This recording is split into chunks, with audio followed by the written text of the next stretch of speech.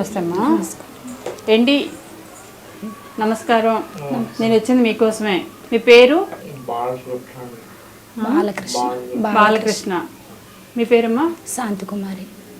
రత్నకుమార్. మీకు ఒకడే బాబా? ఒకడే బాబా. ఇది మీ సొంత ఇల్లు తల్లి? లేదండి, అద్దె ఇల్లు అండి. అద్దె ఇల్లా? ఇంట్లో ఎంతమంది ఉంటారు? ముగ్గురే ఉంటాము. మీ ముగ్గురు?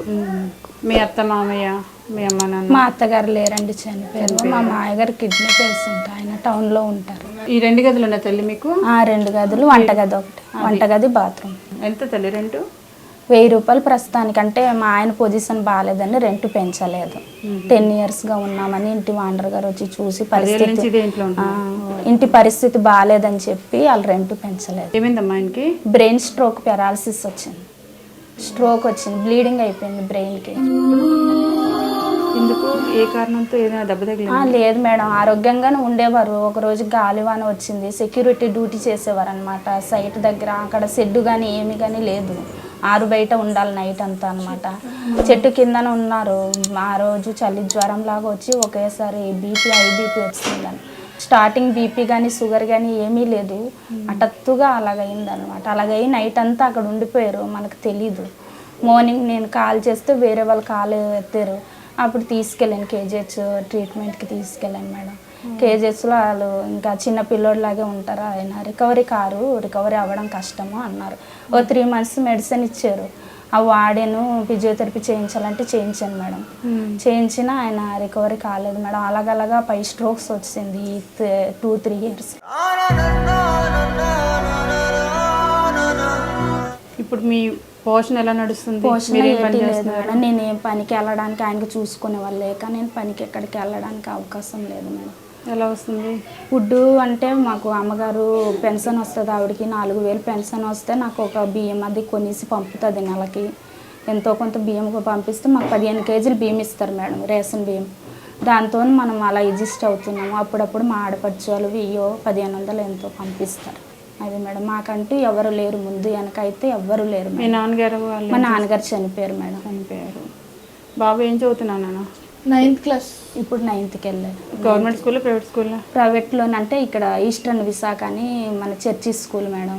రిక్వెస్ట్ చేసి 2 yearsగా అక్కడ జాయినింగ్ చేశాను. మా ఆయన పొజిషన్ బాగాలేదనేసి రిక్వెస్ట్ చేస్తే వాళ్ళు అడ్మిషన్ చేసుకొని 50% తగ్గించారు 2 yearsలోనే.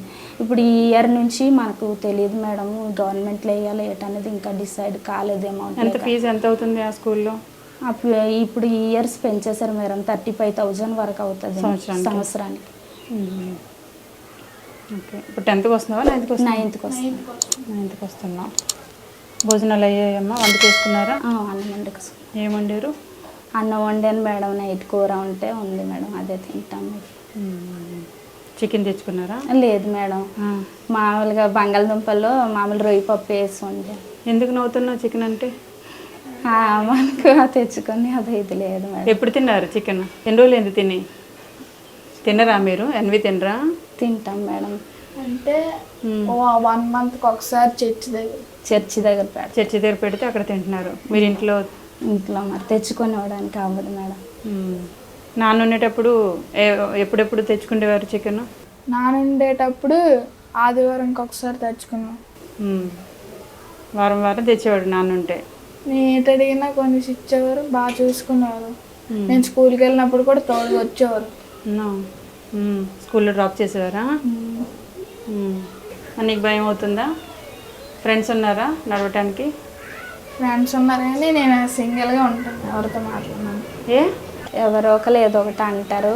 బాబు నార్మల్గా అలా బ్యాడ్ వర్డ్స్ తిడుతుంటారు, నేను అలా మాట్లాడడం. బ్యాడ్ వర్డ్స్ మాట్లాడుకుంటున్నారు వాళ్ళు. సో వాళ్ళతో జర్నీ చేయడం ఇష్టం లేక నువ్వు సోలోగా జర్నీ చేసుకుంటూ వెళ్తున్నావు స్కూల్కి, రైట్?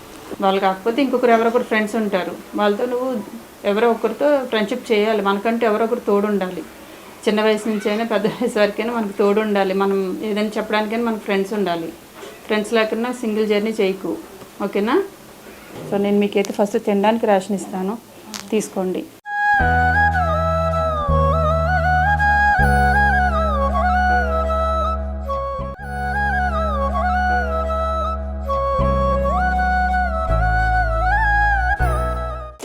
సో నీకు బిస్కెట్ ప్యాకెట్ చక్కగా మాట్లాడావు, ఇంటి ప్రాబ్లమ్స్ని అర్థం చేసుకుంటున్నావు అమ్మ. ఇందులో రేషన్ అవన్నీ ఉంటాయి తల్లి, అలాగే ఓకేనా? ఇప్పుడు బంగాళదుంప కూరతో పాటు పచ్చడి కూడా నంచుకొని పెరగన్నం తినండి. కందిపప్పు అన్నీ ఉన్నాయమ్మా లోపల, చెక్ చేసుకోండి. అలాగే మేడం.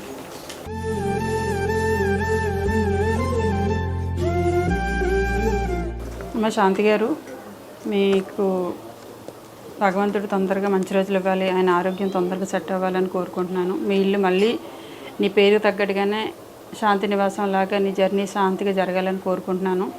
మీ ఆయన ట్రీట్మెంట్కి 10,000 రూపాయలు ఇస్తున్నాను. మీ అబ్బాయికి ఏమైనా మంచి బట్టలు కొనండి, తనకు 2,000 రూపాయలు ఇస్తున్నాను. మొత్తంగా 12,000 ఇస్తున్నాను తల్లి. అర్జెంటుగా ఆయనకి మళ్ళీ ఇంకొకసారి హాస్పిటల్కి తీసుకెళ్ళండి. రేషన్ అయితే ఉంది, ఇప్పట్లో మీరేం కొనాల్సిన పని లేదు. దయచేసి ఇవి కొంచెం ఆయన మందులకి ఒకసారి హాస్పిటల్కి తీసుకెళ్ళి పొజిషన్ ఏంటో ఒకసారి తెలుసుకోండి. ఓకే తల్లి.